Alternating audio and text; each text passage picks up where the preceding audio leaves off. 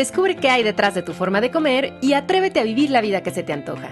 Esto es ¿De qué tiene hambre tu vida? Con Ana Arismendi.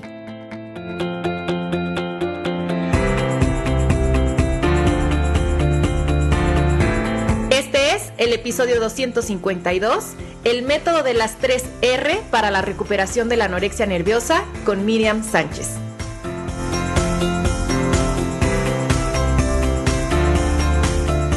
Comunidad querida, bienvenidos a un nuevo episodio de este podcast donde hablamos sobre psicología de la alimentación, esta apasionante especialidad de la psicología que explora todos los factores que impactan en el acto de comer.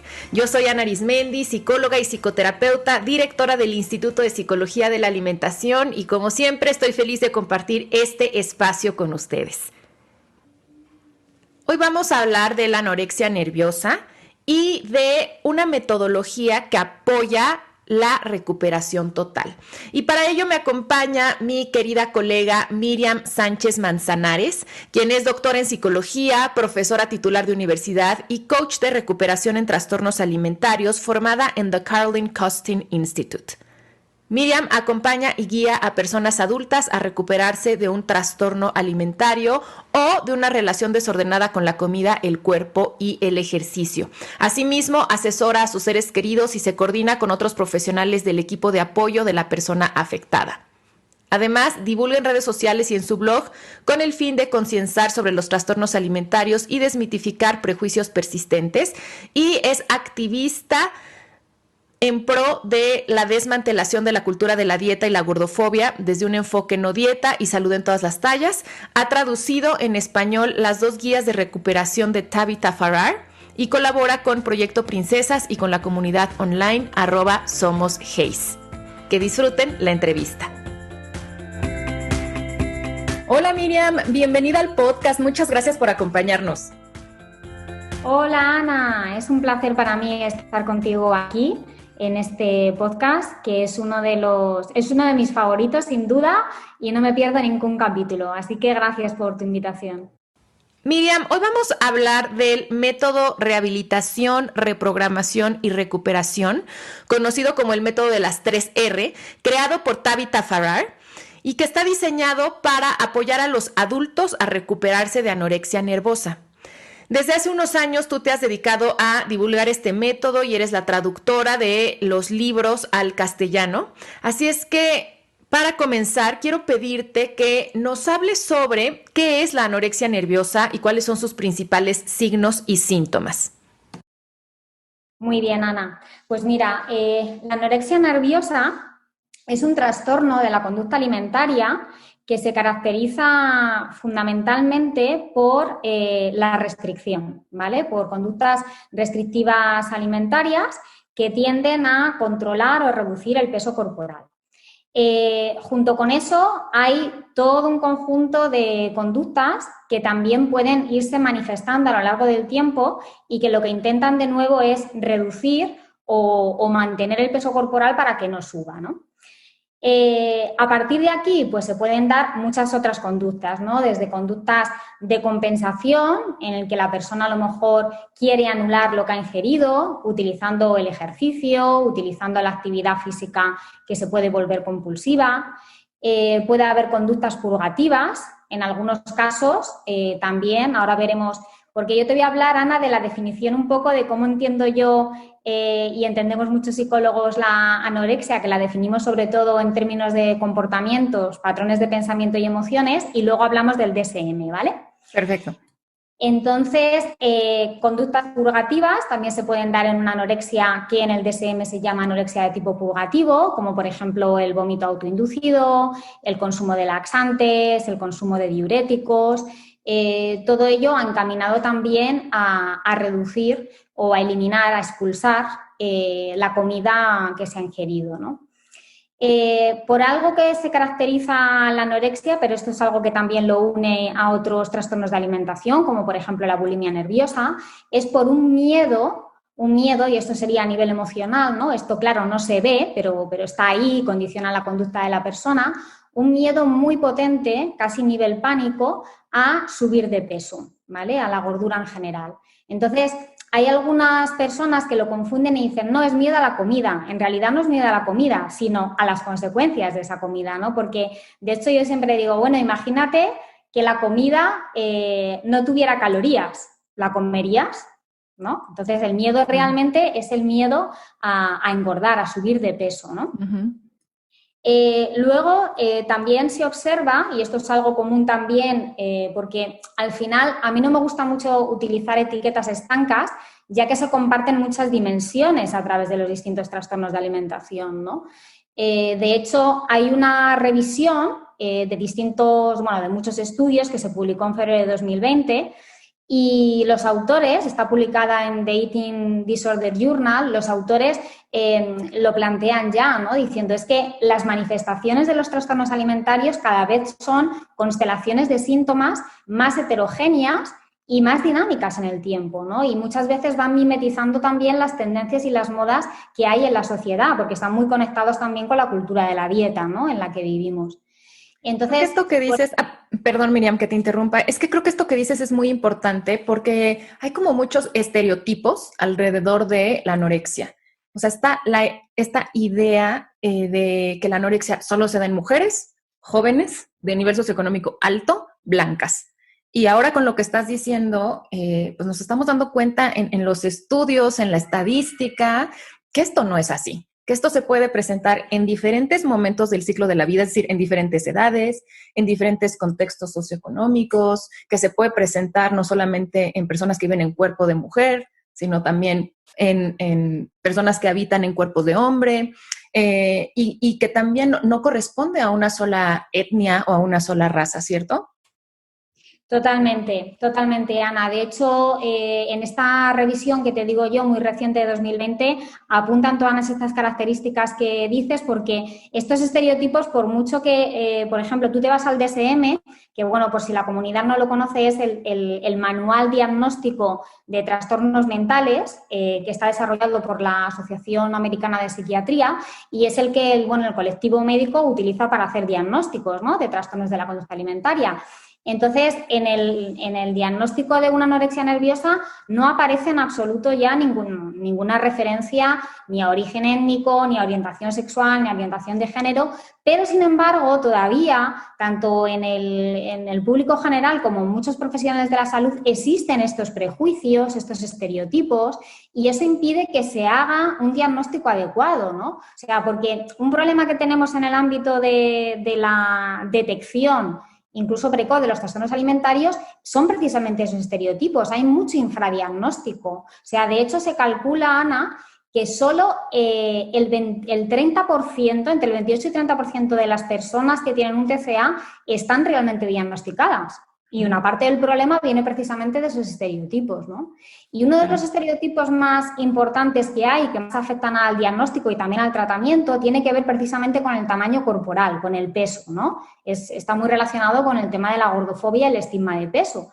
Y es que, claro, durante mucho tiempo, en versiones anteriores, por ejemplo, del DSM, del manual que os he comentado diagnóstico, hasta el DSM-4, dentro de los criterios de la anorexia, bueno, y todavía en la última versión, el DSM-5, aparece como que tiene que haber una pérdida de peso muy significativa y un rechazo por parte de la persona a mantener un peso que esté al menos, sea el 85% del peso que le corresponde por su edad, por su altura. Pero claro, eso está impregnado del índice de masa corporal, porque es el indicador que utilizan los médicos, ¿no? Y se ha desarrollado una etiqueta diagnóstica que es la llamada anorexia nerviosa atípica, precisamente para describir el caso de esas personas que tienen absolutamente todas las manifestaciones a nivel conductual, emocional, el miedo que decíamos, el peso desmesurado que tiene en su autoevaluación, en su autoestima, el tamaño corporal y el peso. Tienen todo eso simplemente en un cuerpo pues, que se ajusta a un normopeso, entre comillas, o incluso en pesos altos, ¿no? Y esto simplemente, al final, la anorexia típica es una anorexia, pero en un cuerpo más grande, eso es lo que quiere decir.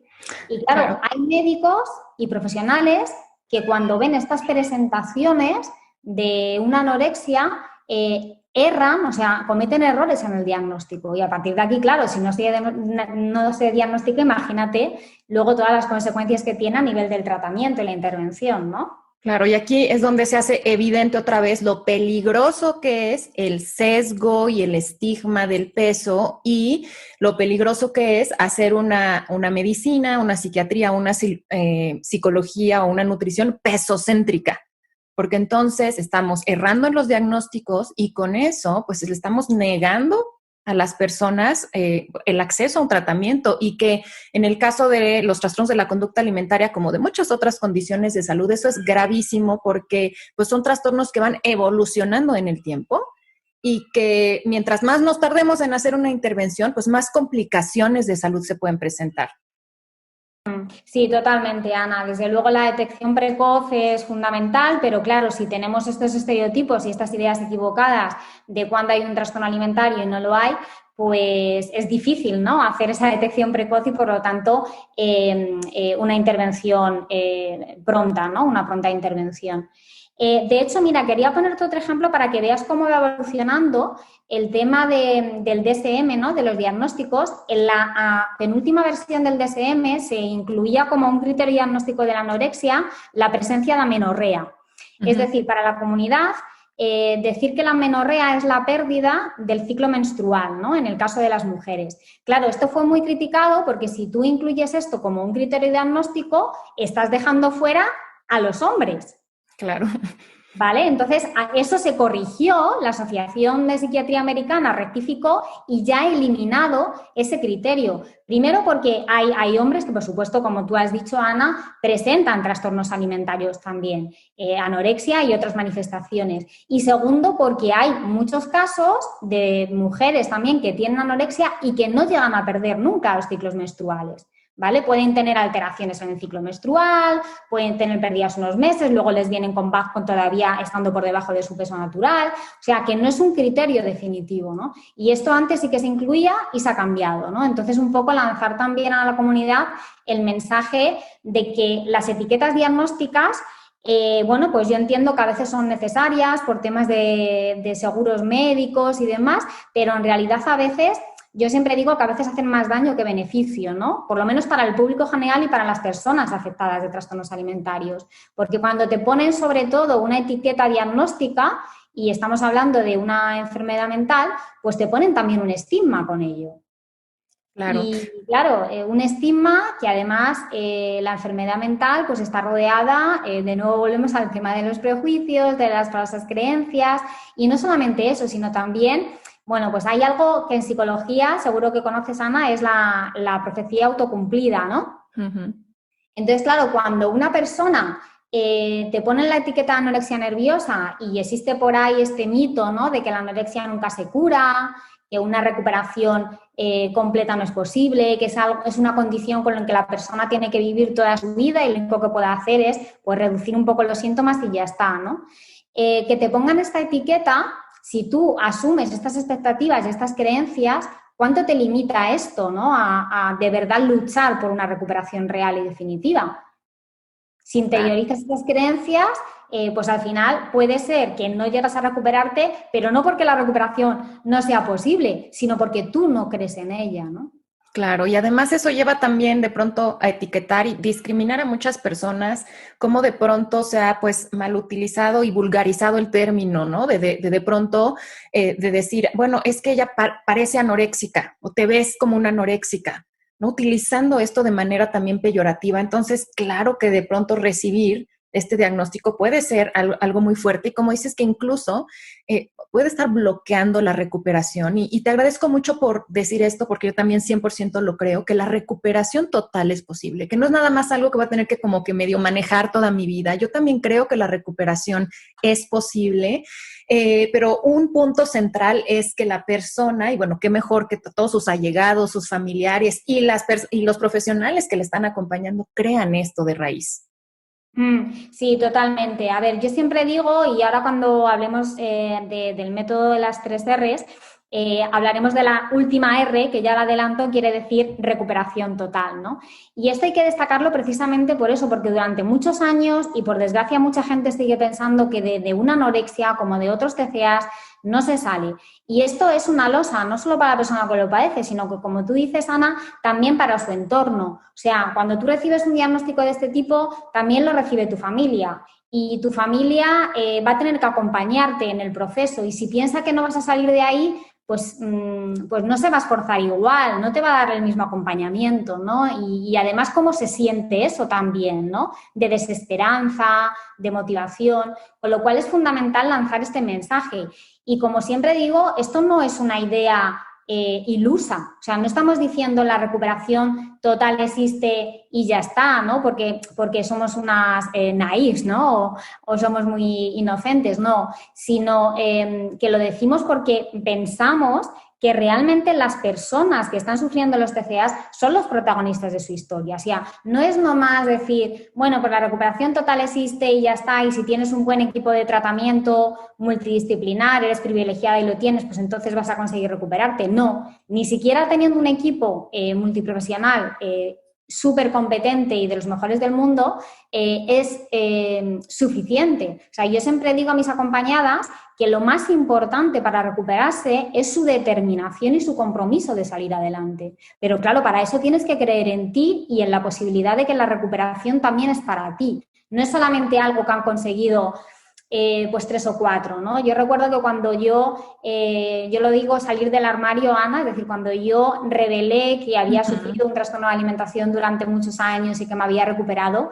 hice visible mi historia porque yo creo que es muy importante que todavía existe esta idea de que no se puede recuperar y muchísima gente me contacta diciendo, pero ¿de verdad, Miriam, me estás diciendo que yo después de 10 años, de 15, me puedo recuperar? Pero ¿no ves que mi historia es muy compleja? Digo, ya, sí, yo también tuve una historia compleja. Y entonces hay veces que la gente como que desconfía de ti y dice, bueno, pero tú es que tendrás características especiales o habrás tenido suerte. Y digo, no, esto no es cuestión de suerte. La recuperación es un trabajo 24/7 y te vas a tener que levantar todos los días llevando la contraria a las reglas de tu TCA, y si insistes y eres consistente y por supuesto tienes apoyo y tienes la guía adecuada, saldrás de ello. Pero es verdad que es duro el camino.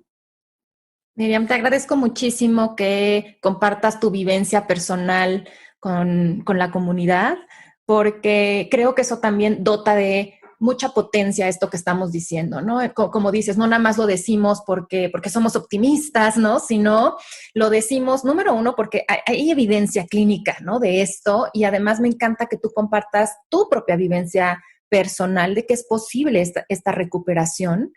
Y justamente sé que en tu camino de recuperación es como tú encontraste este método, que es el método que se llama rehabilitación, reprogramación y recuperación, o también por eso conocido el método RRR o de las 3 Rs. Entonces, cuéntanos un poco cómo fue tu encuentro con esta metodología y en qué consiste.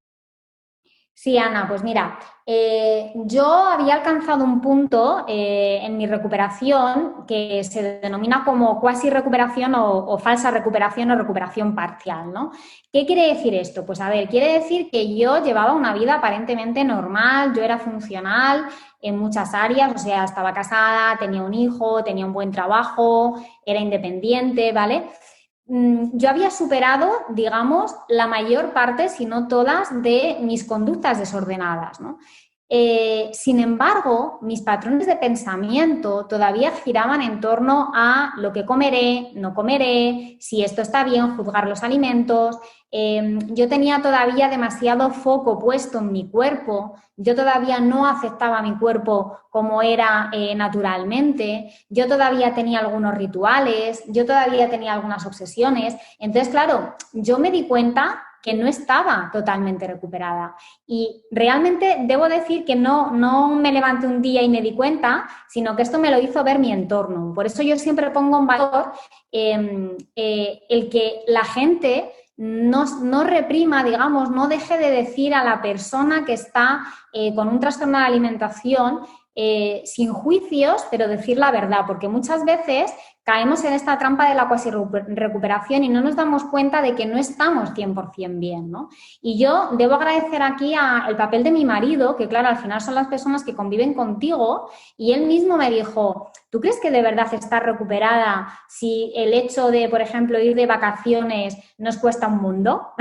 Porque, claro, a mí me ponía muy nerviosa salir de mi zona de confort, ¿pero por qué? Porque entonces ya no manejaba las comidas, ya no sabía qué iba a comer, quién iba a cocinar, el cambio de rutinas, el cambio de horarios, ya no puedes hacer tus ejercicios, tu movimiento. Y entonces eso fue lo que me hizo a mí decir, ostras, pues quizá no estoy del todo recuperada. Y entonces, bueno, pues yo emprendí una investigación en Internet y digo, voy a actualizarme, ¿no? Voy a actualizarme a ver de las últimas tendencias. Entonces tuve la suerte de dar con Tabitha Farrar, que la has mencionado antes, ella tiene una página web y un blog, y entonces empecé a leer el blog y dije, ¡buah!, me resonó muchísimo, ¿no? Entonces fue cuando me empapé ya de todos estos conceptos de quasi recovery frente a recuperación total, de una rehabilitación nutricional, de comer sin restricciones, de comer intuitivamente, del enfoque de salud en todas las tallas, del estigma de peso, de la gordofobia. Y entonces, bueno, recuerdo que estuve como 2 semanas en una nube diciendo,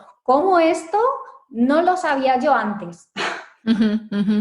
Y entonces dije, tengo que hacer algo. Entonces ahí ya sí que mis neuronas empezaron a moverse y es como que dejé de autosabotearme y rompí esa trampa que yo estaba de quasi recovery y dije, yo tengo que comprometerme y tengo que darme esta oportunidad, la última oportunidad, para de verdad ver si esto que me está diciendo Tabitha, si esto que me está diciendo el método de las 3 R's también aplica para mí, ¿no? Y entonces recuerdo que era por ahí diciembre y tal, y digo, qué mejor que empezar el año pues comprometiéndome y haciendo mi determinación de verdad de alcanzar la recuperación total. Y debo decir que yo tenía miedo, porque claro, llegas a un punto en el que te acostumbras a vivir pues con limitaciones, pero tú ya no las ves como limitaciones, ¿no? Y bueno, puse toda la carne sobre el asador, como decimos en España, y empecé a seguir el enfoque, ¿no? Y bueno, pues hablando del enfoque, al final... Perdón, Miriam, nada más, antes de que pasemos al enfoque como tal, me gustaría que enfatizáramos un poquito más esto de la cuasi recuperación, porque me parece crucial y se habla poco. Justamente porque hay todo este estigma del peso. En muchísimas ocasiones y en muchos centros de tratamiento se considera que una persona con el diagnóstico de anorexia está recuperada cuando recupera peso, ¿no? Que ya vimos que eso es terrible porque ese no es el indicador, ¿no? Pero bueno, se considera eso. O cuando algunas de sus conductas como más restrictivas o que lo ponían como más en riesgo disminuyen o desaparecen. Sin embargo, hay que estar muy atentos, tanto como personas que acompañamos, como personas que estamos viviendo esta restricción o profesionales de la salud. Hay que prestar mucha atención en las conductas porque lo que dices es muy cierto. No, o sea, todo este tipo de relación con la comida se construye en muchos años y se deconstruye en muchos años. Entonces, así como que de la noche a la mañana desaparezcan, pues no, va siendo gradual. Y yo quiero enfatizar esto porque creo que algo que muchas veces mantiene a las personas en este estado de cuasi recuperación es que la sociedad y la mentalidad de dieta y la gordofobia normaliza y celebra muchas conductas de la cuasi recuperación. Entonces, qué bueno que te estás cuidando, qué bueno que estás cuidando tu salud. Es que mira cómo cuida su salud, mira todo lo que sabe de nutrición, mira cómo hace ejercicio. Y entonces eso también sostiene a la persona ahí. Sí, totalmente, Ana. Yo siempre digo que hoy en día es más difícil que nunca recuperarse. Es posible, pero es más difícil, es más desafiante, precisamente por todas estas, por esta mentalidad de dieta que existe y el estigma de peso, ¿no? La gordofobia. Mira, respecto a lo que dices de la cuasi recuperación, que también estoy muy de acuerdo. Claro, a veces, y yo estuve ahí durante mucho tiempo, incluso en un estado más avanzado, pero eso no es una recuperación real. Te quiero decir, por supuesto que una parte de la rehabilitación nutricional, y vamos ya con la primera R, es el tema de la restauración del peso. Claro. Pero ojo, ¿qué pasa con esto, Ana? Que muchas veces en centros de tratamiento y algunos profesionales médicos como restauración del peso entienden que la persona simplemente salga del índice de masa corporal considerado de bajo peso y le ponen un objetivo, lo que se llama un target weight, ¿no? Un peso objetivo, como un peso diana. Mira, pues se negocia con la persona y tú estarás ya con tu peso corporal cuando pases del índice de masa corporal de X, ¿vale? No quiero detonar a nadie. Claro, esto es un problema, Ana, porque entonces, ¿y qué pasa si la persona, en lugar de que su peso natural sea ese mínimo que le han puesto de una manera arbitraria, utilizando el índice de masa corporal o tablas, su peso natural es superior a eso? Pues si resulta que me ponen que mi índice de masa corporal tiene que estar en torno a 18-20 y mi índice de masa corporal natural, de mi cuerpo sano, de mi cuerpo que funciona perfectamente, es de un 24, yo estaré por debajo de mi peso para funcionar bien. Sin embargo, me darán el alta probablemente del centro de recuperación. Entonces, claro, esto es un problema y encima estamos hablando de personas que hay algo que obsesiona, esto es compartido en la mayor parte de los trastornos, pero especialmente en la anorexia, y es que hay una fijación con los números, ya sea en forma de kilos, de calorías, de kilómetros, de tiempos, pero hay una fijación con los números. Entonces, cuando tú pones a una persona un target y dices, te tienes que poner dentro o te tienes que mover de este objetivo de peso o incluso de este objetivo de calorías, la persona se va a ir ahí y se va a regir siempre por números que no tienen ningún significado, cuando lo que le tienes que quitar es el foco de esos números. Exacto, o sea, el tratamiento lo que está haciendo es reforzar, ¿no? Reforzar esta obsesión con los números, este apego al peso o calorías o lo que sea. Entonces, sí que importante, y bueno, vamos nosotros ya de lleno con la primera R, que es rehabilitación o restauración del peso, pero desde otro punto de vista. Totalmente. Aquí, en la rehabilitación nutricional, decir que una parte, lógicamente, la persona que está por debajo de su set point, de su rango de peso natural, pues tendrá que restaurarlo. Pero claro, aquí el enfoque es, primero, no hay un objetivo de peso que se establezca según el índice de masa corporal, sino que cada persona tendrá un rango de peso óptimo en el que funciona física y mentalmente perfectamente, ¿vale? Entonces hay que dejar que el cuerpo se sane en todos los aspectos. O sea, ¿cuándo sabremos eso? Cuando hayan desaparecido todos los signos de la malnutrición. Ojo, Ana, muy importante decir aquí a la comunidad que la malnutrición se puede dar en cualquier tamaño corporal. O sea, tenemos este estereotipo de que la malnutrición solamente se da en personas extremadamente delgadas y emaciadas, y no es así. Una malnutrición se puede dar en todo el espectro de peso. Y esta malnutrición, signos que son muy evidentes, ¿no? En algunos casos, pero otros no tanto, como por ejemplo, pues la ralentización del metabolismo, que también ocurre cuando uno hace dietas crónicas, la pérdida, antes hemos dicho, del ciclo menstrual, la reducción del deseo sexual, la hipotermia, problemas cardíacos, Digestivos. bradicardia. Exacto. O sea, hay una constelación de complicaciones médicas y físicas enorme. Y esto además hay cada vez más estudios, hay estudios recientes, Ana, que muestran cómo incluso en las personas que son diagnosticadas de anorexia atípica, la que hemos dicho antes que era anorexia pero en cuerpos grandes, estas complicaciones médicas son igual de graves que en los casos de la anorexia, digamos, más prototípica que se da en pesos más bajos. Y ya hay evidencia de eso, ¿vale? Entonces, estos artículos, estos estudios lo que están indicando es que, por favor, no se deje fuera ni de los centros de tratamiento ni de las hospitalizaciones a personas que manifiestan anorexias con cuerpos más grandes. ¿Por qué? Porque las consecuencias pueden ser terribles. No tenemos que olvidar que la anorexia es la enfermedad mental que tiene las tasas de mortalidad más altas. Y esto se da en cualquier peso. Claro, sí, esto es muy importante enfatizarlo. O sea, la anorexia de verdad, o sea, como la tasa de mortalidad es súper alta y por eso estamos hablando de algo serio y que requiere el mayor apoyo posible.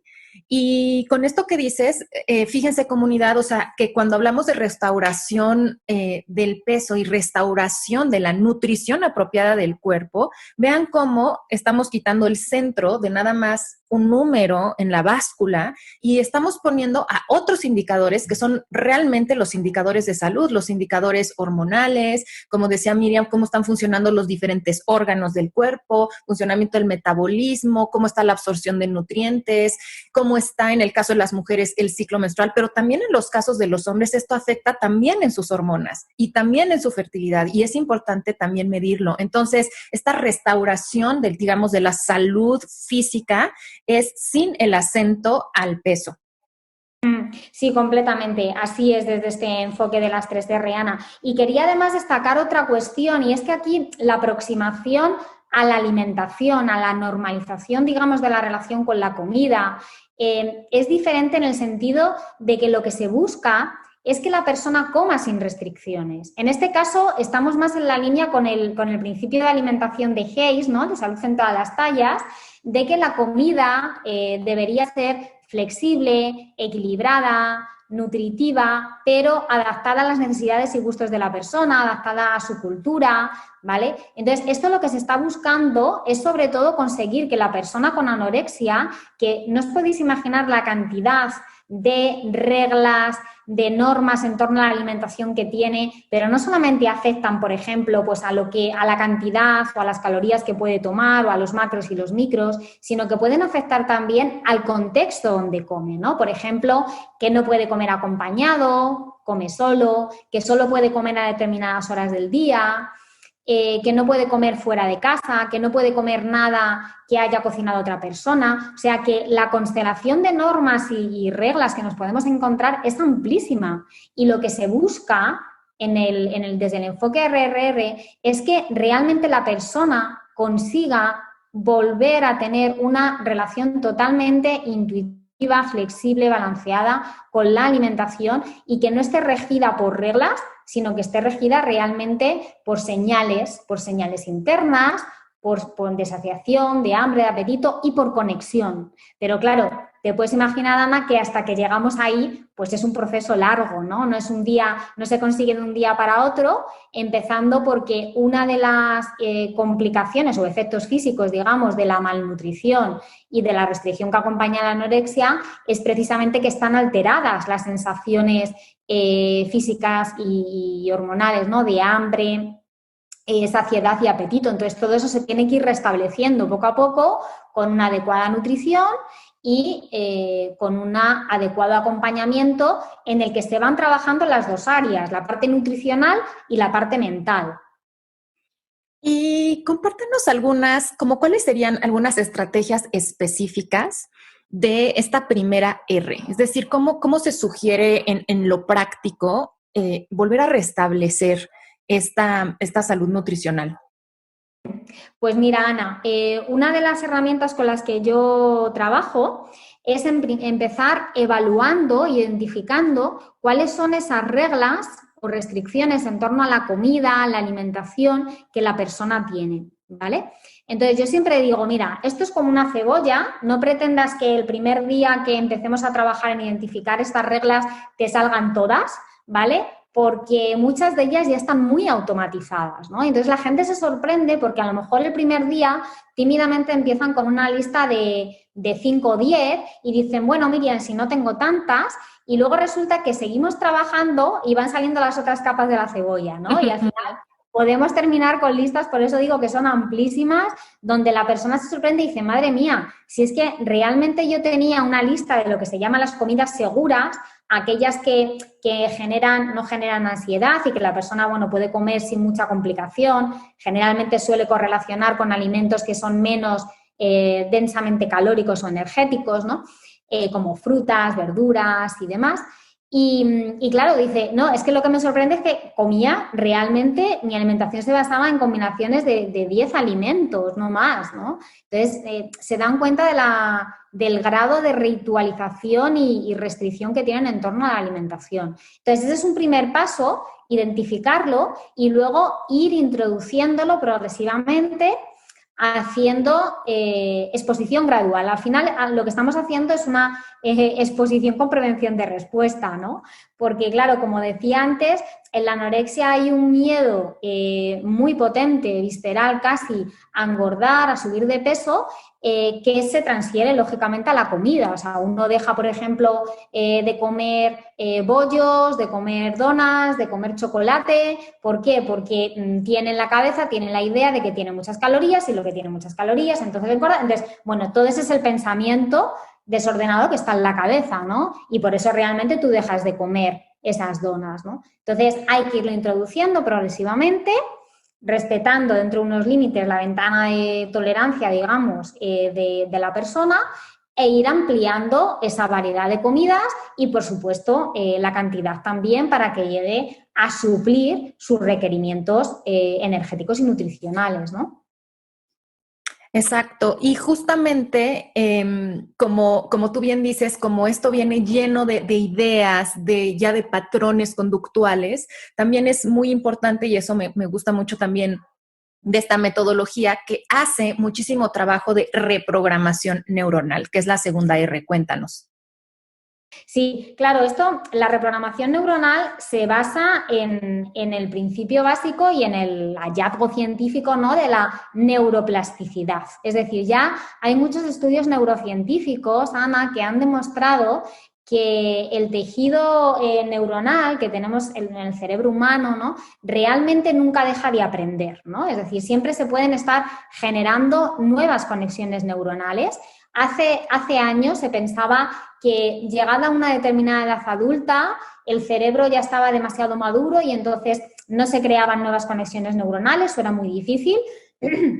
Y ahora se ha visto que no es así, que realmente el ser humano, el cerebro adulto, sigue generando nuevas conexiones. Entonces, esto aplicado al ámbito de la recuperación de un TCA, claro, hay un montón de patrones de conducta que se vuelven compulsivos, de patrones de pensamiento que se vuelven obsesivos, y eso hay que volver, o mejor dicho, hay que desaprenderlo y aprender nuevas conductas, nuevas acciones que a nivel cerebral se refleja en nuevas conexiones neuronales, ¿no? Entonces, claro, esto nos lleva de nuevo, es como superar una fobia. Yo les digo mucho a mis compañeras, imagínate que tú tuvieras que superar una fobia a los perros, por ejemplo, ¿no? ¿Cómo se supera una fobia? Pues tendrás que aproximarte poco a poco al perro.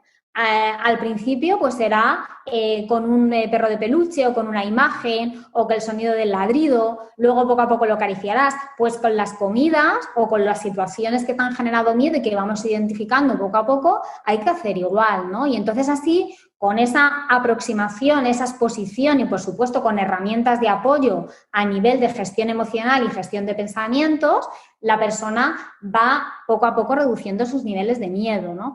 Y esto, igual que se hace con la aproximación a la comida, Ana, se puede aplicar también, por ejemplo, al cuerpo, ¿no? O sea, no hemos hablado mucho del cuerpo, no hemos entrado más en la comida, que hablábamos de rehabilitación nutricional, pero por supuesto también hay que hacer una reprogramación de todas esas ideas, emociones negativas, creencias que hay en torno al propio cuerpo que la persona habita, ¿no? Pues muchas veces, por ejemplo, en la anorexia nos encontramos lo que se llaman las conductas de chequeo corporal compulsivas, ¿no? Body checking, pues personas que se pesan continuamente o que miden partes de su cuerpo, ¿no? O que las tocan y a partir de ahí pues se dan o no permiso para comer. Entonces, estas conductas también hay que modificarlas, ¿no? Hay que buscar conductas alternativas que sustituyan a esas conductas disfuncionales. Y entonces, bueno, pues esto a nivel neurológico es precisamente crear nuevas conexiones neuronales. Sí, este trabajo desde la neuroplasticidad es bellísimo. Yo siempre me conmueve, ¿no? Pensar en nuestro cerebro como esta bellísima cajita de curación que no es estática y que gracias a eso nos permite reconstruirnos en cualquier punto de nuestra vida. Y como tú misma mencionabas, o sea, obviamente esto requiere compromiso, requiere constancia, no es de que, ay, ya voy a pensar diferente de la noche a la mañana, pero si lo hacemos y si lo hacemos en un contexto también de acompañamiento, que ahorita vamos a hablar de esto, definitivamente es posible y es precioso atestiguar. Y bueno, Miriam, tú que lo has vivido además en carne propia, de verdad que llega un punto en el que de pronto esas nuevas creencias y esos nuevos patrones de conducta que ahora nos sirven, de pronto ya también se vuelven automáticos. O sea, ya es la manera de estar en este mundo, de estar ante el cuerpo y de estar ante la comida. Sí, desde luego es así. O sea, es impresionante cuando, bueno, yo lo he experimentado también en primera persona, pero me llena de alegría, ¿no? Cuando alguna de mis acompañadas me dice, es increíble, Miriam, he podido ir de vacaciones, he comido en un buffet y no he tenido ningún pensamiento de querer compensar después, o he sentido culpa posteriormente, o he tenido algún impulso de ir al baño. Y es que ahora siento que me sale sin tener que pensarlo, ¿no? Porque, claro, al principio de una recuperación sí es verdad que las cosas se tienen que hacer a propósito, ¿no? Se tienen que hacer conscientemente, decir, pues hoy me voy a desafiar comiendo este alimento que hace mucho que no pruebo porque me da miedo y exponerme y tal. Pero a medida que se va repitiendo, eso ya se va interiorizando, se va creando la conexión neuronal, se va aprendiendo una respuesta alternativa y se va automatizando la nueva respuesta funcional y adaptativa. Y entonces este momento es maravilloso, ¿no? Importante también en este punto y cómo ayuda, rodearnos de otras personas y rodearnos de información que nos ayude justamente a afianzar estas nuevas formas de pensar y actuar, porque algo también que mantiene todas esas conductas desordenadas y ese sufrimiento en torno a la comida y al cuerpo es que muchas veces estamos rodeados de eso. No, ya ni siquiera nos damos cuenta de la cantidad de información que consumimos de gordofobia, de preocupación con el peso, que nos mantienen ahí. Entonces creo que también una estrategia aquí súper importante es cuidar nuestro entorno, ver de qué manera nuestro entorno puede alimentarnos y alimentar esto nuevo que queremos, ¿cierto? Totalmente, Ana. Mira, yo una de las cosas que recomiendo siempre también es hacer un detox de redes sociales, sobre todo con las personas más jóvenes que pasan mucho tiempo, ¿no?, en redes sociales y a lo mejor están siguiendo cuentas que sin darse cuenta de forma automática están procesando a nivel subliminal inconsciente un montón de imágenes sobre cuerpos, de impactos o publicidad sobre alimentos sanos y no sanos que están juzgando continuamente de gordofobia y eso deja una huella a nivel del cerebro, ¿no? Entonces, es muy importante que se alejen de toda esa información y que al contrario, yo no soy de las que piensa que las redes sociales son malas per se. Yo creo que bien utilizadas pueden servir y ser un gran apoyo, como tú dices, Ana, pero hay que saber elegir con criterio, ¿no? Entonces yo siempre digo, si no empieza de cero, deshazte de todas las cuentas fitness, de nutrición y empieza a seleccionar a lo mejor pues una vez a la semana una de esas cuentas que realmente te inspira a la prorrecuperación.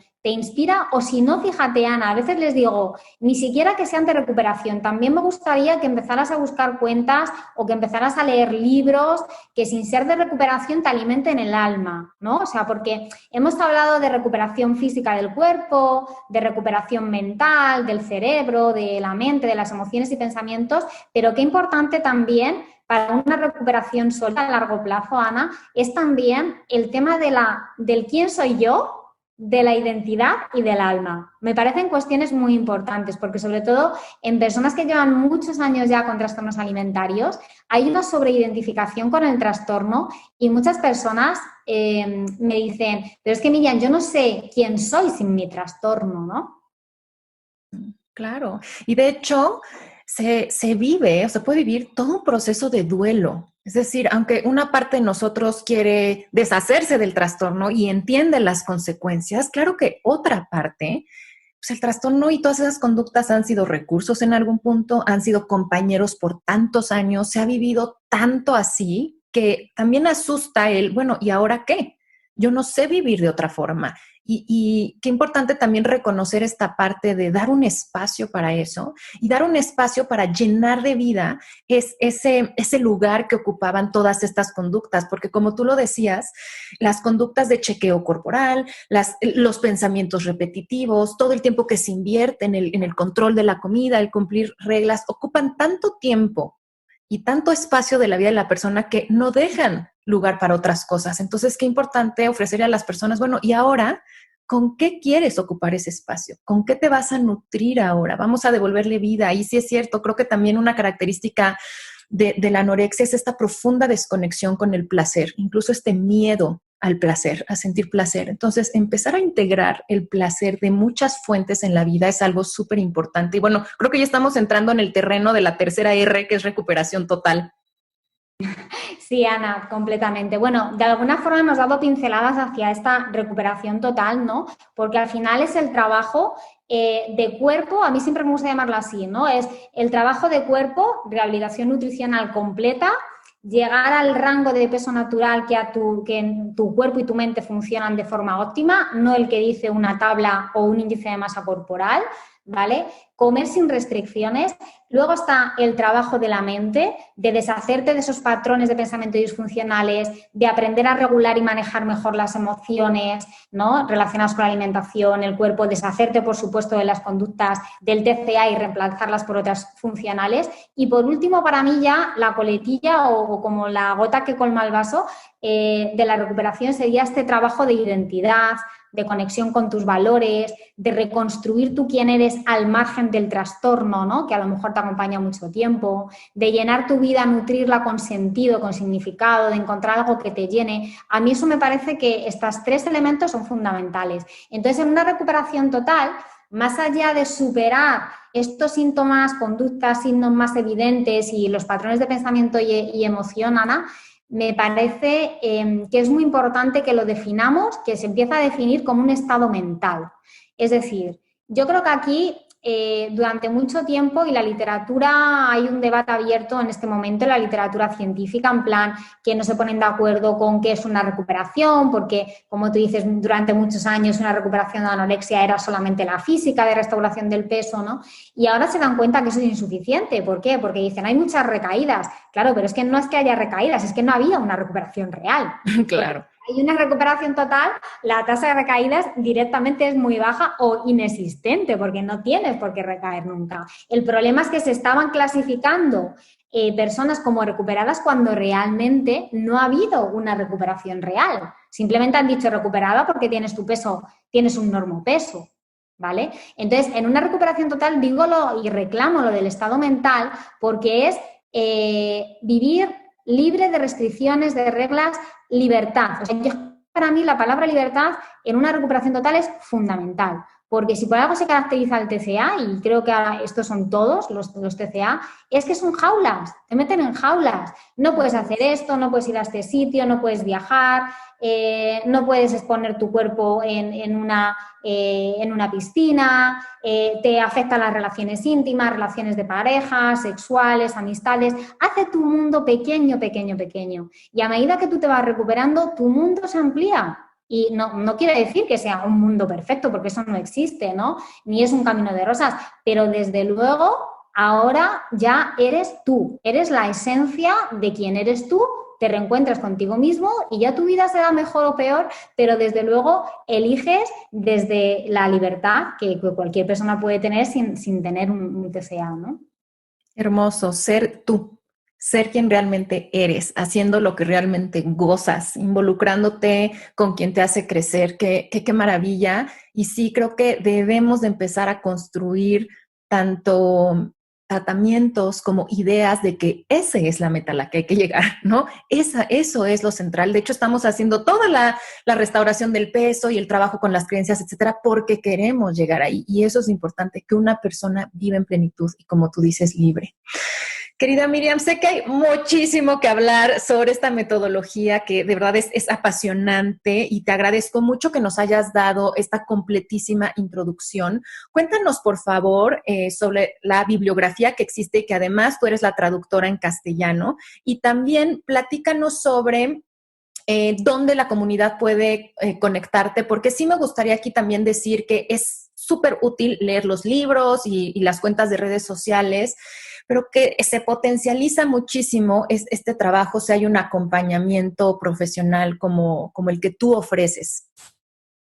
Sí, Ana. Pues mira, para el tema de la bibliografía, hablaré de estas dos guías que yo he traducido. La primera, que es la guía más extensa, ¿no? El título es Rehabilitación, Reprogramación, Recuperación en español.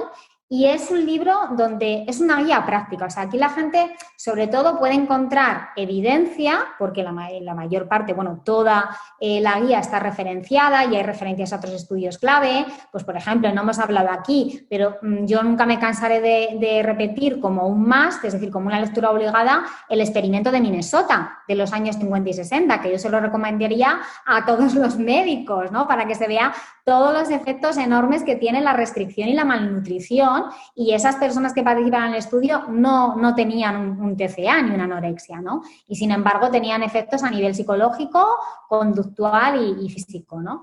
Entonces, en esta guía puedes encontrar información y conocimiento, pero sobre todo pautas, herramientas, ¿vale? Herramientas, porque está basado también en la propia experiencia de una persona que ha superado un trastorno de alimentación, ¿no? Y aquí quiero decir, Ana, porque yo hace años leía libros, ¿no? sobre anorexia o sobre trastornos alimentarios, muchos eran biográficos, pero el enfoque que tenían casi era como más deprimente, ¿no? Más detonador. ¿Por qué? Porque eran personas que a lo mejor contaban su historia, y yo eso lo veo muy respetable, pero realmente no había una historia al final de superación, o se perdían en los detalles morbosos, como ocurre muchas veces en los medios de comunicación, ¿no? Pues eran datos, por ejemplo, cantidades, pesos, y yo creo que un poco el mensaje que tenemos que transmitir, ¿no? Más allá del optimismo y de la expectativa de que la recuperación es posible, es decir, vale, ¿y esto cómo? Porque yo lo que echaba de menos, Ana, es decir, bueno, pero vale, si yo ya sé, yo he estado en ese infierno, sé lo mal que se pasa, pero ¿me quieres decir cómo salgo de esto? Y entonces eso es algo que se puede encontrar en estas guías. Por eso me animé a traducirlas, porque necesitamos muchos materiales así en español. Y luego hay una guía mucho más breve que está relacionada y profundiza en el tema de la reprogramación neuronal, ¿vale? Esto está orientado a todos los trastornos alimentarios o incluso conductas alimentarias de riesgo, ¿no? Que esto ya da para otro podcast, Ana, el hablar un Sí. poco de la distinción entre hasta qué punto es un TCA o es una relación desordenada con la comida. Y entonces está esta otra guía que también mezcla evidencia con práctica y muchos ejemplos, hay muchos ejemplos. Buenísimo. Van a encontrar aquí en las notas del episodio los links para las guías. También les voy a poner el link para el experimento Minnesota. Y estoy súper de acuerdo con lo que dice Miriam. Número uno, agradecidísima de que lo hayas traducido a nuestro idioma, porque faltan muchísimos recursos en español. Y también justo porque yo también cuando leí ambos libros, algo que me encantó es eso, es la practicidad del cómo, y que hace énfasis y lo que refuerza es la recuperación versus, si es cierto, otros libros que de lo que trata el 80% del libro o más es en esos detalles de pues todas las consecuencias negativas, lo que pasó, y para mucha gente eso al contrario las detona o las deja con pues entonces no hay nada que hacer o entonces dime cómo le hago, ¿no? Entonces eso es muy importante de estas guías. Y cuéntanos también, por favor, dónde te puede encontrar la comunidad si necesita más apoyo. Miriam es una gran divulgadora, entonces, por favor, síganla porque siempre está compartiendo recursos y haciendo lives. Sí, Ana. Yo tengo una página web que es www.tcarecoverycoach.com y tengo también una cuenta en Instagram que es @miriamsanchez.tcacoach. Entonces, decir que en mi web tengo un área de materiales donde, aparte de estas dos guías de recuperación, tengo también otros libros recomendados, ¿vale? Que abordan desde, por ejemplo, guías prácticas para padres. ¿Vale? Hay una autora que me encanta, que es Eva Masby, que ella también fue madre de un niño con anorexia. Hay libros relacionados sobre alimentación intuitiva, gordofobia. Recomiendo también otras webs, ¿no? Como Raquel Lobatón, la Asociación Nacional de Trastornos Alimentarios Americana. O sea, ahí directamente en mi web, en el área de materiales, podéis encontrar otros recursos de apoyo. Luego también tengo un blog donde intento escribir artículos, algunos dirigidos a personas afectadas, otros más dirigidos a su contexto familiar, a profesionales también, pero mi idea es divulgar sobre los trastornos alimentarios, sobre la cultura de la dieta, sobre cómo todo el contexto sociocultural que hemos creado es muy tóxico y realmente estas cifras cada vez mayores que tenemos de trastornos alimentarios guardan relación con este contexto tóxico, ¿no? Sin duda, en el que estamos desarrollando a nuestros hijos. Y bueno, pues yo creo que yo encantada de responder a vuestros mensajes y nos vemos en Instagram. Maravilloso. Nuevamente encontrar los links directos a la web y a la cuenta de Instagram de Miriam aquí en las notas del episodio. Y pues, querida, para despedirnos, quiero que nos platiques de qué tiene hambre tu vida en este momento. Sí, Ana, pues me lo pones fácil porque después de 6 meses que llevamos con esta pandemia y tantos confinamientos y restricciones y limitaciones que tenemos, yo de lo que más hambre tengo es de viajar y de poder moverme con libertad. Mira, tampoco necesito viajar, bueno, me encantaría visitar otros países, incluido México. ¡Ay, qué emoción! Sí. Ya he tenido la suerte de ir, pero ahora que tengo muchas amistades allí, pues me encantaría ir a verlos en persona, pero aunque sea moverme libremente por mi país, por España, y visitar a familiares y visitar a amigos, porque de verdad que echas, o sea, son cosas que no valoras cuando lo tienes y ahora es algo que he hecho mucho en falta. Y ahora que hablábamos justamente de lo que significa la recuperación total, cuéntanos cuáles son tus formas favoritas de nutrir tu vida. Pues mira, a mí lo que más me nutre a nivel emocional, debo reconocer que es mi hijo. O sea, tengo un niño de 6 años y pasar tiempo con él, jugar con él, verle cómo crece, no sé, a mí eso me nutre muchísimo a nivel emocional. Luego, me nutre también mucho mi trabajo. Debo reconocer que yo soy una enamorada de mi trabajo y me siento muy privilegiada por poder dedicarme a algo que me encanta. Me nutre mucho el ver cómo hay personas que salen y que eligen la recuperación, incluso aunque no llega a ver cómo salen de un trastorno de alimentación, pero que creen en ella, se dan la oportunidad y empiezan a trabajar en su proceso, eso me nutre muchísimo. Y también yo soy muy curiosa por naturaleza, siempre me ha gustado estudiar y seguir aprendiendo, así que me nutro de muchos conocimientos también. Pues querida Miriam, muchísimas gracias por compartirte tan generosamente con nosotros. Te mando un abrazo muy cariñoso. Gracias, Ana. Ha sido un placer, de verdad, esta conversación. Me ha encantado que me dieras esta oportunidad y espero que nos volvamos a encontrar de nuevo muy pronto. Un abrazo, comunidad, y nos escuchamos en el próximo episodio. Esto fue ¿De qué tiene hambre tu vida? Con Ana Arismendi. Para más información visita www.dequetienehambretuvida.com.